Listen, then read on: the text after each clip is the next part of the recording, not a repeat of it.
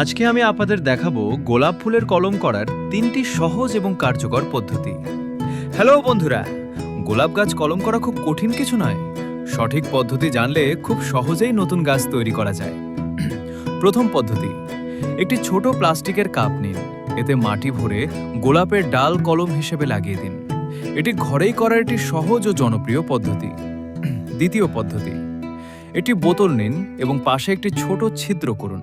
এরপর গোলাপের একটি ডাল সেখানে বসিয়ে দিন।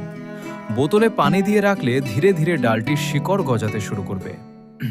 তৃতীয় পদ্ধতি, একটি পলিথিনে মাটি ভরে ভালোভাবে প্যাক করে নিন। এরপর মাঝখান থেকে হালকা করে কেটে গোলাপের ডালের সাথে বেঁধে দিন। কিছুদিন পর সেখানে সুন্দরভাবে শিকড় তৈরি হয়ে যাবে। তো বন্ধুরা, এই 3টি পদ্ধতির মধ্যে আপনার কাছে কোনটি সবচেয়ে সহজ মনে হলো? অবশ্যই কমেন্টে জানাবেন।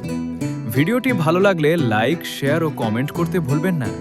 আর এই ধরনের আরও সহজ গার্ডেনিং টিপস পেতে আমাদের চ্যানেল গ্রিন রুফ ভাইবসকে সাবস্ক্রাইব করুন। আজকের মতো এ পর্যন্তই। আল্লাহ হাফেজ।